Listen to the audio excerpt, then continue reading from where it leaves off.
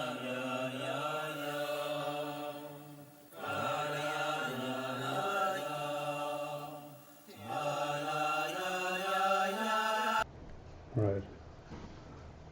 Not identified by functionality, by activity.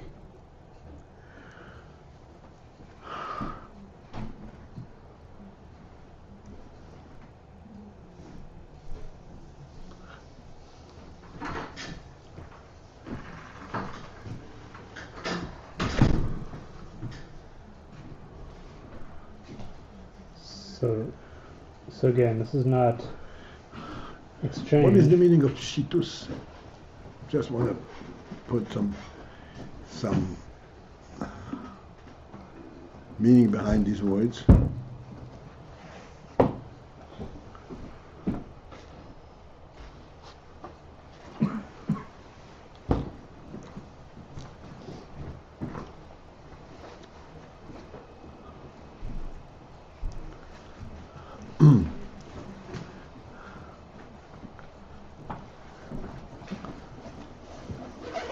When it comes to a lower level, where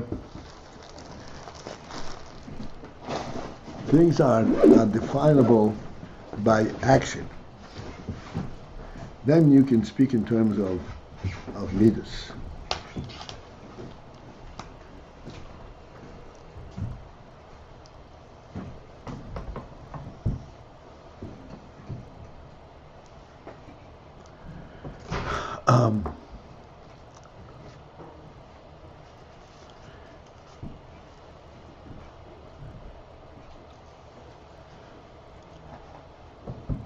Like we said, in a different arena.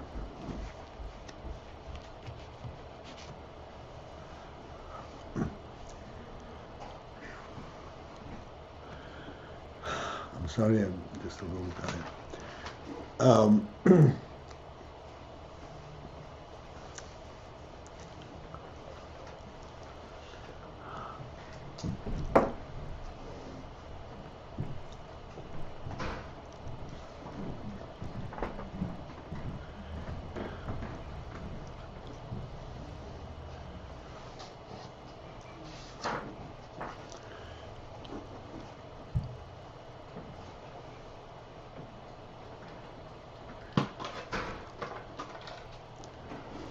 In the oyer, there is the fundamental element of pshitus.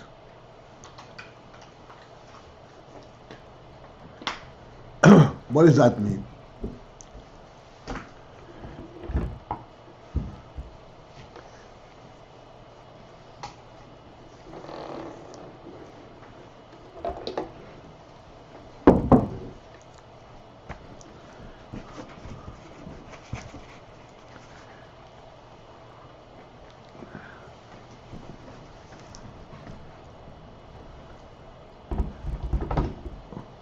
Let's step off a little bit and we'll understand, identify the principle of oyer.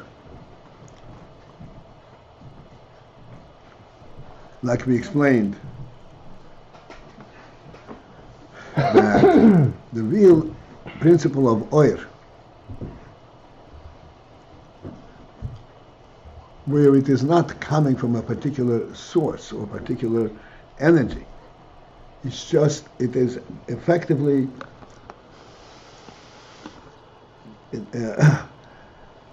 revealing the reality of the host.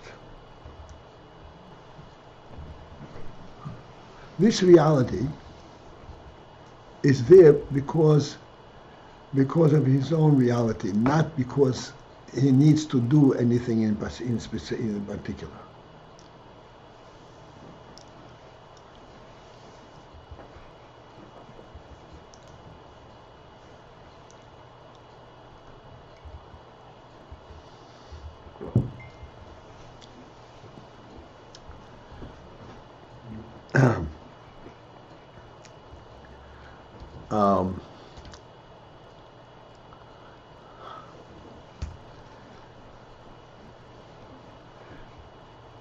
Like we said many times,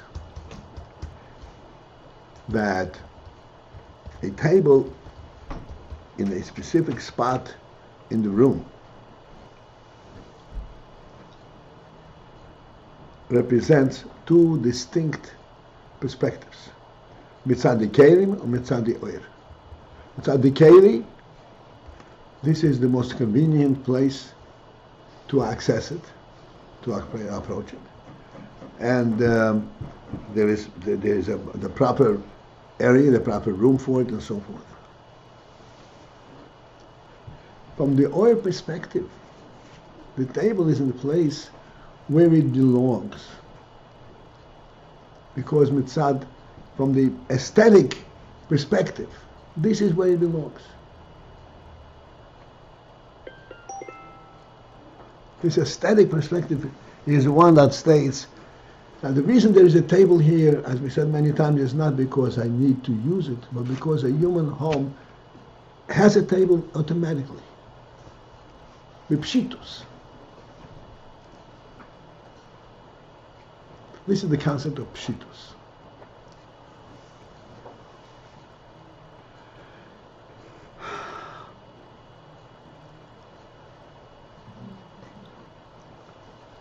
Thus,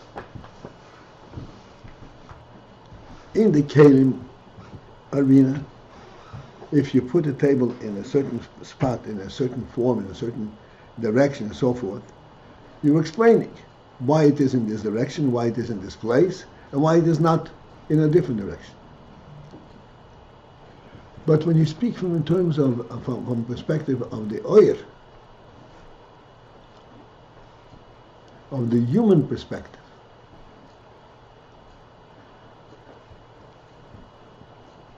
there is one reality.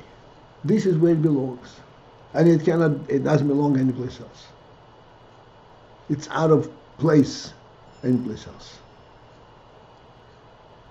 Not because of any specific reason of usage and utility and place in the room and so forth.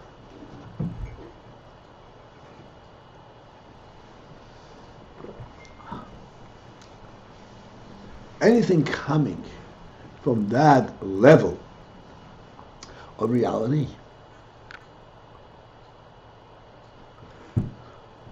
is representing, continues to represent, as we say, the source of it. In other words, the fundamental reality of the human presence. Not, as it would appear, the utility of this place and the practicality of it. This is the meaning that oyer remains always connected to the source. What is a source? A source means the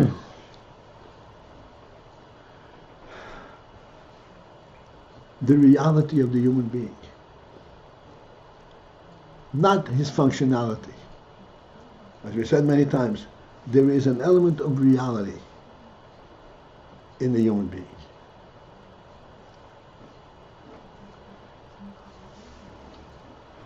So that if it's done any other way, what you're missing is not the utility, but actually you fail to recognize who you're dealing with.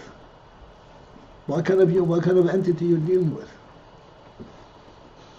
You fail to recognize the dignity and the supreme quality of this place. In a supreme quality, you cannot step down and be concerned about do you have room for it or you don't have room for it.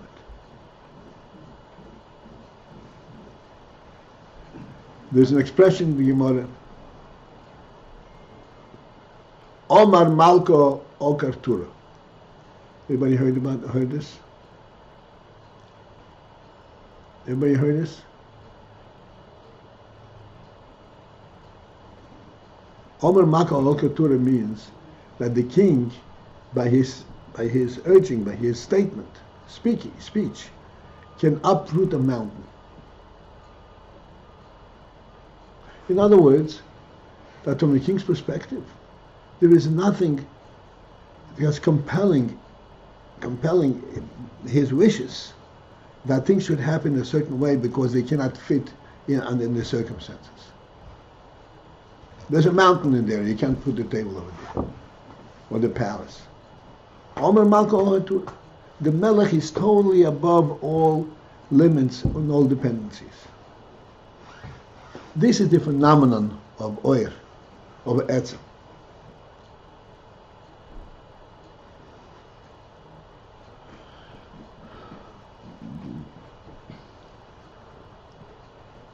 This Oyer is always reflective of the truth of the human being, for example, or the Melech.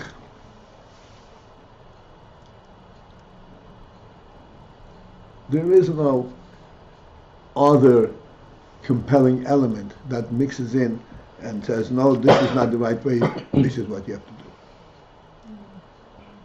Everything is done on the basis of that this is a Melech's palace, and therefore it has to be reflective of the Melech's presence.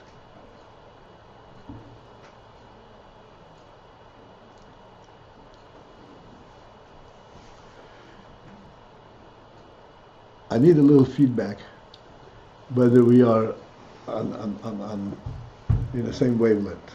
I'm wondering, I'm thinking about how these principles which we often visit, how they are fitting with the specifics of what we said this morning or what we're learning right now. Okay.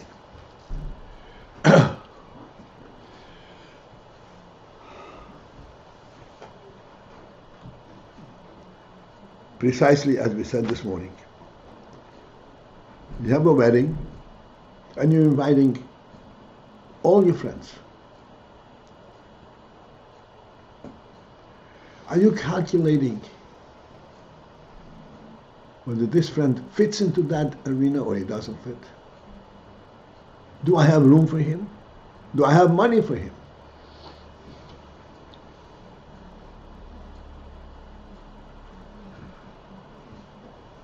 Do you follow what I'm saying?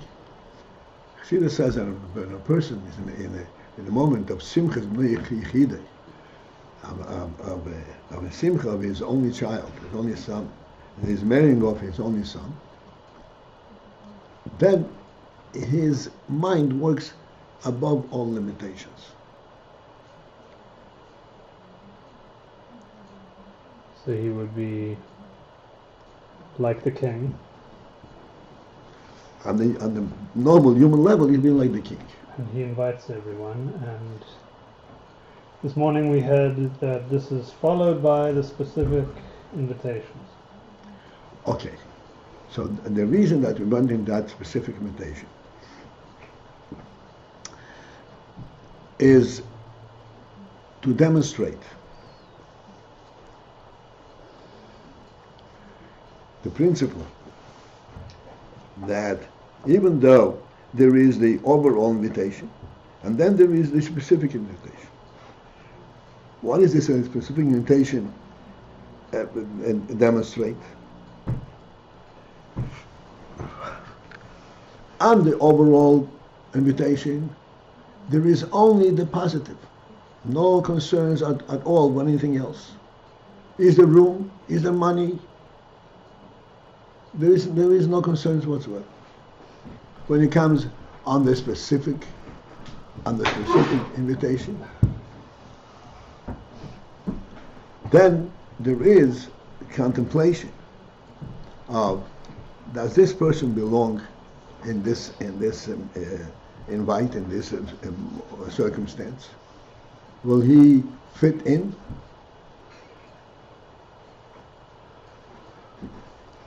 Well, he understands what's going on.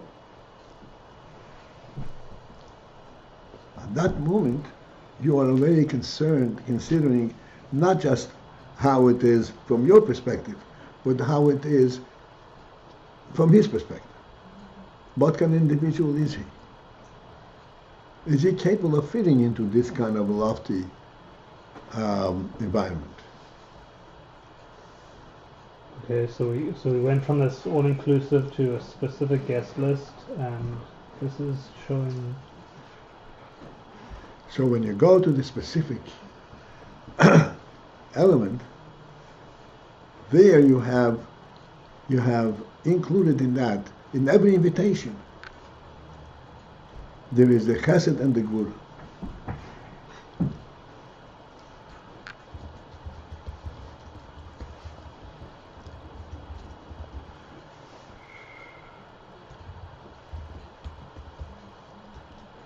In every invitation there is, I don't know if I should go there, but think about this.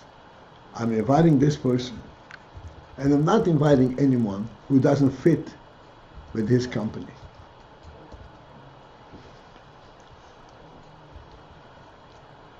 Right, and we had the shul in specific places. What these mashalim are telling us about what process that the Rebbe described inside?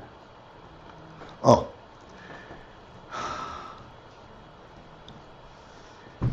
The shoyresh ha-keilim nimshuchu mi-reshimu. Shoyresh koyach ha-gevurah. In other words, the minute you go down to a specific level and you invite this person, then you already recognize that there are people that you invite and people that you don't invite.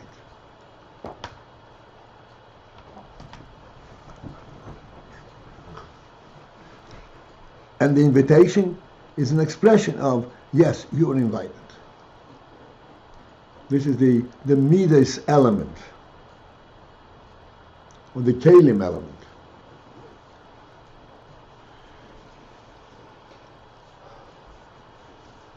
Just 1 second. I'm using the word keilim. I don't know. What is keilim? We already have mentioned it many times, and we have very struggled amply to be able to identify the meaning of the word keilim.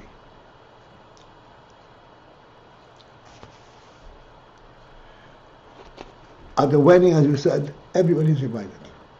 The host is of such grace, a state of grace, that he invites everybody. And yet, he goes over and invites individuals specifically. In this inviting the individuals, there is an element of limit. It is not just an open call. This one is invited, invites every individual. It's funny how they seem to follow, but in a way they're different from each other. That's right, because this one is inside the oil and one is inside the keilim. Where's the keilim element come in here? Extraneous concerns. The keilim element, as we discuss in many other arenas, the keilim element is the means by which you can identify what is really contained in that oil. What is the state of mind of this father in his day of joy? How does that express itself? But on the other hand, it's not a full expression it's a limited expression. It's a limited expression, yeah, but it's a keilim that gives you a hasogah. True. This limited expression gives you an approach to recognize that there is something very profound, very real. Saying it gives it an actual reality in time and space. In time and space, and also in the intellect and in the emotion of the person. Whereas the first impulse was almost too ephemeral. It is undefined. Like I said, we said many times in the past, someone has an unlimited amount of wealth, resource, and it's all contained in a huge storage house.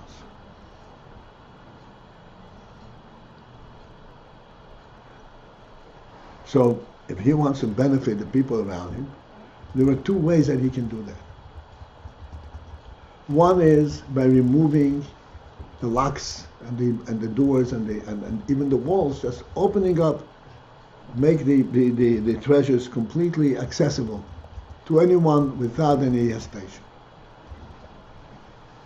The other is, he's also making it accessible to everyone, but he is actually opening a window and he is inviting everyone to come and ask for what they need.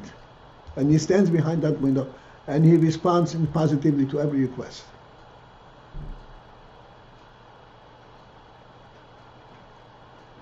In the second version, he has stepped down to a different level of reality. That's what's called the koyach hagvul. Even though he's giving everybody, but there's a cognizance of everybody.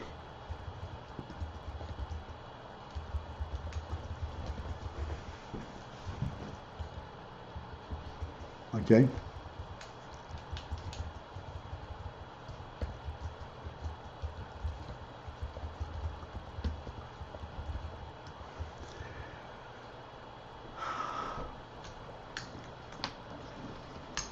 This is the Rebbe's valiant attempt to get us to understand the difference and the principle of Bechinas Ha'oir and Bechinas Hakeilim. Shorish Hakeilim. And now this morning, and again we've said it tonight, this reshimu that comes in, new language. That's right. Reshimu is when there is a step down, a concealment of the essential reality of the host.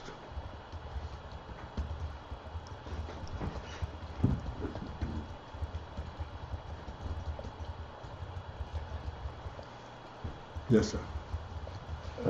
First,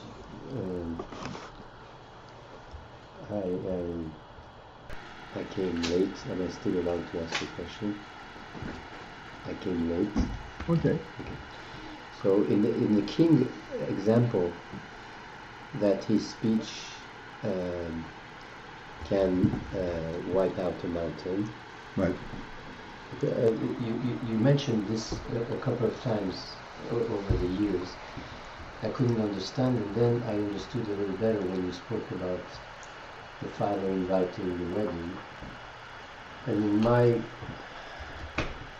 understanding, I see that the fact that the wedding is happening no matter what, no matter who shows up and who participates, is the same thing as the king saying that the mountain should be destroyed, except that in the example of the king, I would like to know how, there's no limit. We just spoke about the limit in the third mashal that you spoke, but I'm just concerned about the implementation of this mountain being destroyed. Compared to the mashal of the wedding, and compared to the last mashal we just spoke about. When the host opens a big window and everybody can approach and ask for what they need and they get it.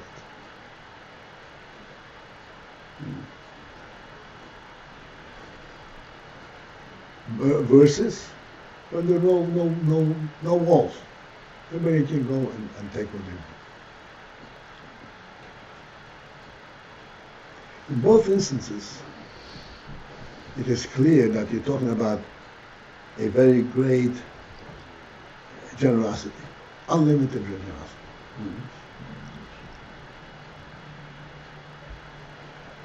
In the first version, the generosity is there You don't understand? Because there is the resource.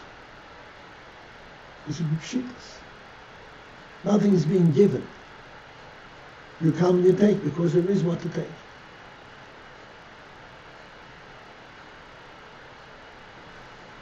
In the second version, the generosity is expressed via the interaction. Anybody who comes gets it, who asks for it. It's also of similar dimension. This is an illustration of Or and keilim. Oh, right.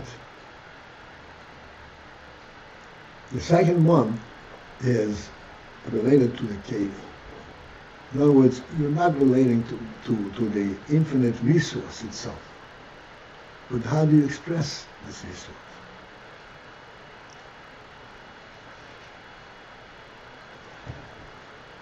Now, in the mashal of the king, where do we see Or and keilim?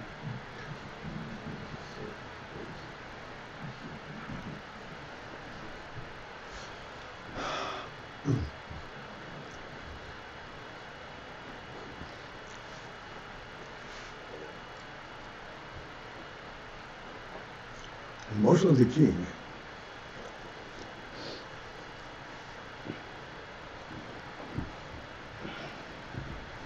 it is absolutely true that there are no limits.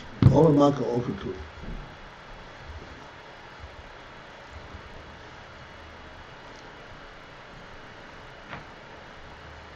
But anyone coming and approaching the king, coming in the presence of the king, without the cognizance of who he is, recognizing whose company he is, it would be violation of the king's dignity. So on one hand, the king is completely above any insult. On the other hand, when there is lack of cognizance, it's a violation of the king's dignity.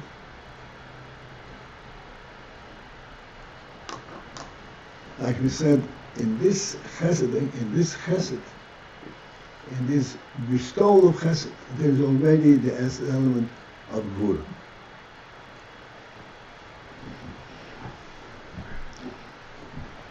How do you see that?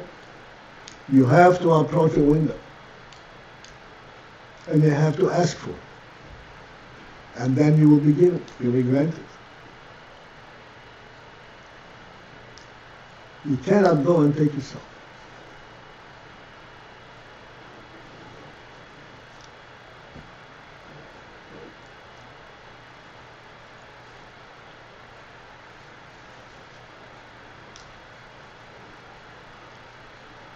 The thing that you cannot go and take yourself is an expression of the chesed and the gevurah combination.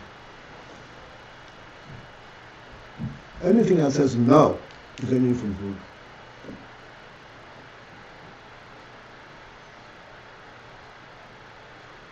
It has to be done right.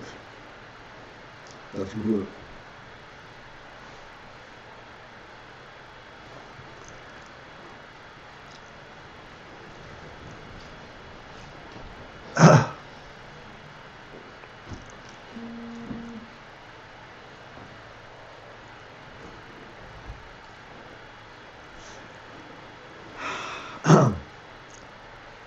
So therefore, okay, let's try and focus in on that.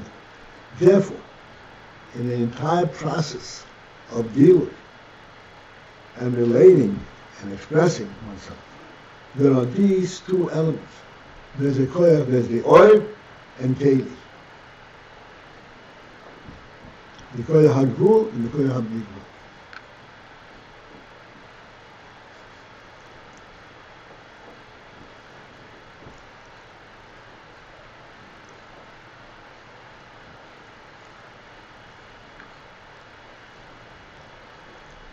Okay.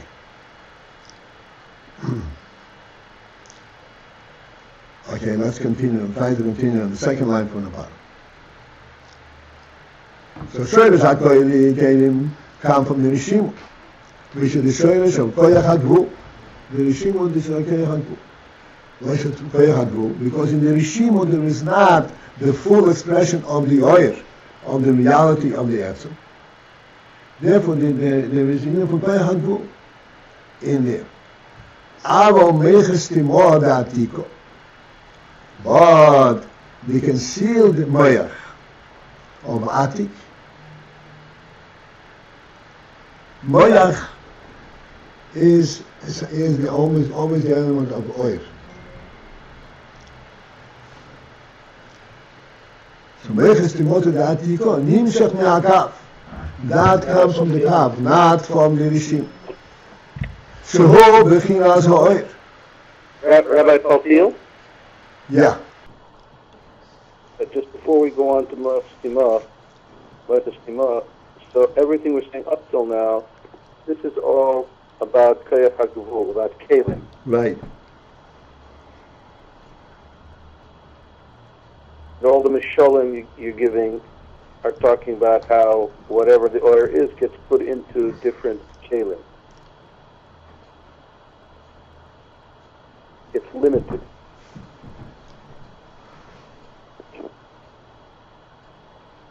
You're asking, or you're just analyzing? Asking. Is that a correct understanding of what we've been saying up till now? The reshimu represents the shoresh hakeilim, shoresh hakeilim hagvur. What's a reshimu? Reshimu is when the etzem is nisamtzim.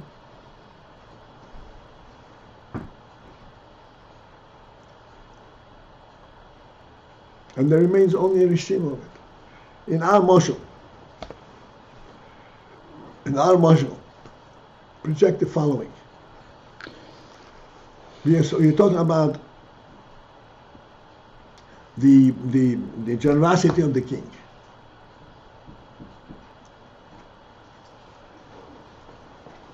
There's unlimited resource, and he is very generous to all his subjects.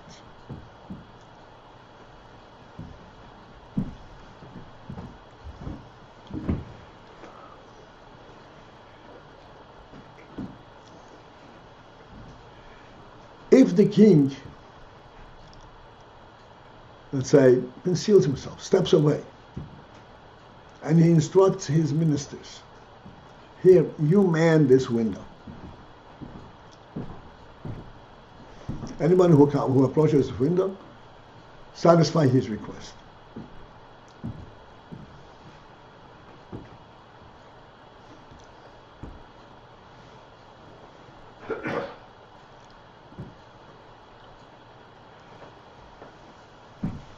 The king himself had absented himself from this whole process.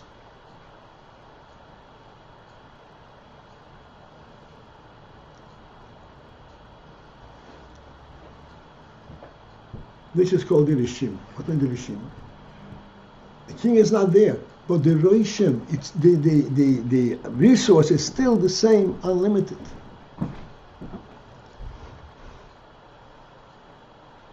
The resource is still unlimited.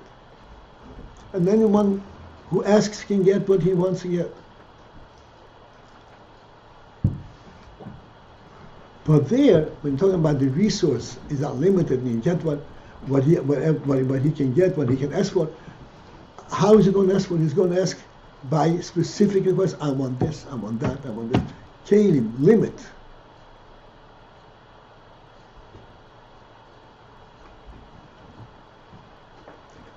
If you ask for it, you have to ask for something specific. You will be granted it. And the resource is still unlimited. This is what the reshimu. Reshimu means a trace of the original reality. So therefore there is still an unlimited resource. But the oir that is the source for this unlimited resource is concealed. Why is there an unlimited resource? So when you have the reshimu, because there are these things there. Like in the case of not a king, a wealthy person. I accumulated all that. I prepared all that. But when you talk about the king, the reality itself, why is there this unlimited resource? Because the king is unlimited in his essence. Doesn't have to prepare, doesn't have to accumulate wealth in order to be able to do this. This goes straight from the reality, from the oil the melech. This with the king and the distribution is a much better mashal for better than the Bala Simcha and his wedding, because by the Bala Simcha there is indeed limitations that come up. Right. Okay. It's better. The reason it's better is because we understand these terms much better than Bala Simcha. We understand the terms of the king and his resources. Right. And also because the message that the keilim are true reflections of the unlimited nature, not circumstantial situations. Because we do not understand the principle that you have an unlimited resource. To us, resource has to be an accumulated resource. Yeah, and also, right, and also seems like keilim have that. Keilim seem to come about on account of circumstances and compromise, but the story of the king shows that keilim come about through a different mechanism. Or no? Well, in the case of this wealthy man, keilim come about as a result that he has just one window open, through which he responds to all requests. Right. It's still a limitless offer. Right. Right. But the limitless offer is limitless. In other words, there are things that he is giving. It's measured by what he is giving, not by his own presence. Right, and it's in no way a step down from the initial unlimited resource. It's just that now it takes on time and space. In terms of resource, it's not a step down. Right. Well, in terms of the reality of it, the reality itself is concealed. It's only a reshimu. Why? Because it's the king's representative and through a process. It's not the king himself. It does not explain how come there is this huge resource. It does not explain. It seems to be almost independent of the royal supply. Right. Okay. Mm-hmm. Does not go directly to the source of this resource. So, members of the phone line, did we come across tonight? Yeah, members of the press? That helped, yes. Baruch Hashem. You know, it's interesting that many pages ago we spoke about the same subject of the reshimu and where the Oisius reshimu came from the clash between, right? Right. Does this have anything to do with that? This has everything to do with that, but please, Baruch, do not ask me to go there. Okay, I just wondered. I thought I remembered hearing about it at some point. I did remember. Reshimu is reshimu. Okay. Very good. So the gain and the reason I am so excited about this, if it can be said like that hopefully through this exercise and through this repetitive practice, we will ultimately get the sense what is meant by oyer.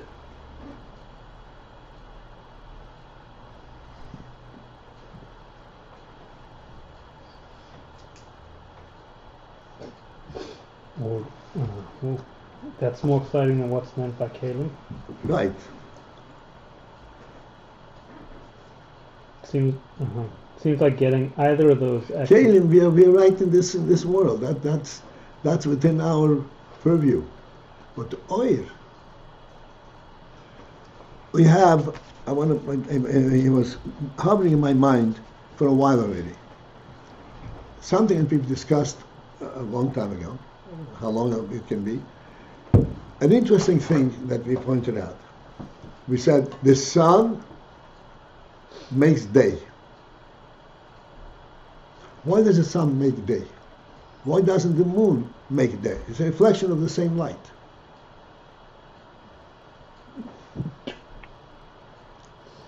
Yeah. Because sun has this quality of being light through and through. Okay. It's light through and through. What does that mean? Please understand.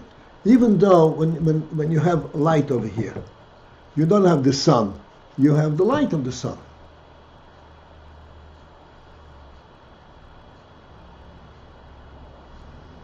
The light of the sun is coming here from the sun coming here. What is the experience of day?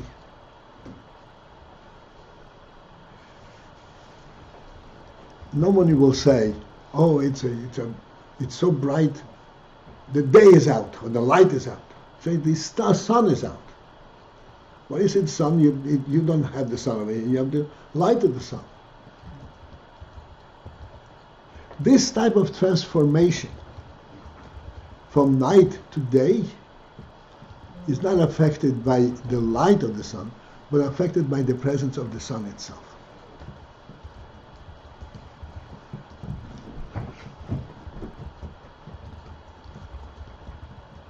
Interesting thing. We discussed it. This is something which we can actually relate to. Because the light that we're experiencing in day is a light that is directly reflective of the source of the light, not the light as it comes to us.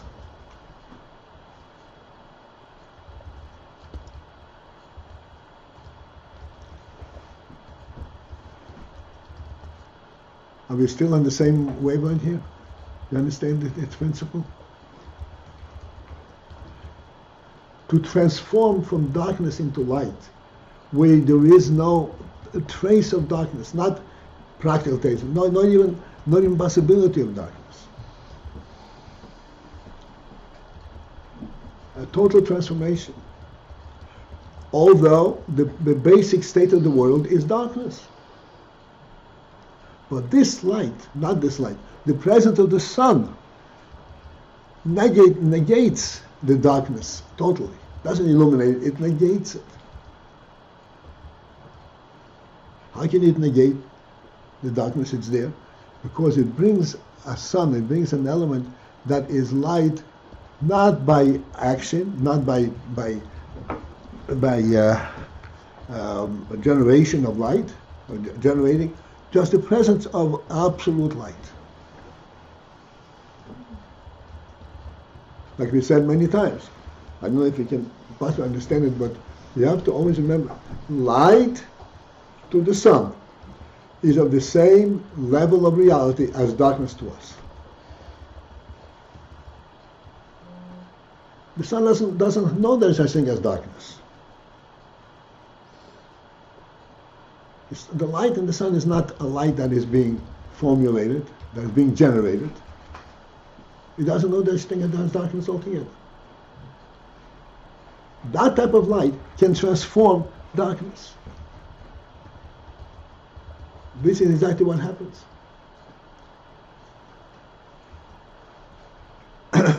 This is the principle of oil. Oil brings with it the source of oil, the limitless source of the oil. Why is there oil? Why is there sunlight? Because the sun is light through and through. Sunlight, daylight. It's not a generated light. I know people, those of us who studied science and all that, will have a difficulty to relate to this, but eventually we'll get this point also. The phenomenon of day does not come from the presence of light. The phenomenon of day comes from the presence of the luminary, the source of light.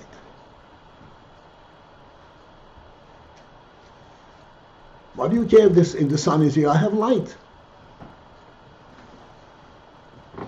What in the sun for? It's a difference. It's a difference of day and night.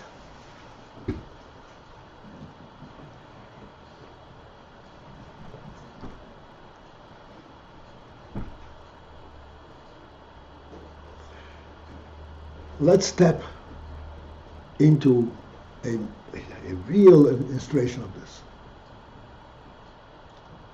Please, gentlemen, I mean, this is dramatic. Nonetheless, to us, this is reality. We have the Rebbe's Maimorim. We have Chassidim who know the Rebbe's Maimorim, who have observed the Rebbe for years, for 40 years. And they recorded in their mind every nuance of the Rebbe's statements. They can quote the Rebbe verbatim in any place. Will that then substitute for the Rebbe? Is it identical to have the Rebbe present?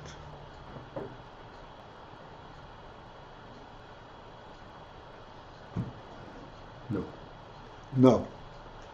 That no is a very loud no.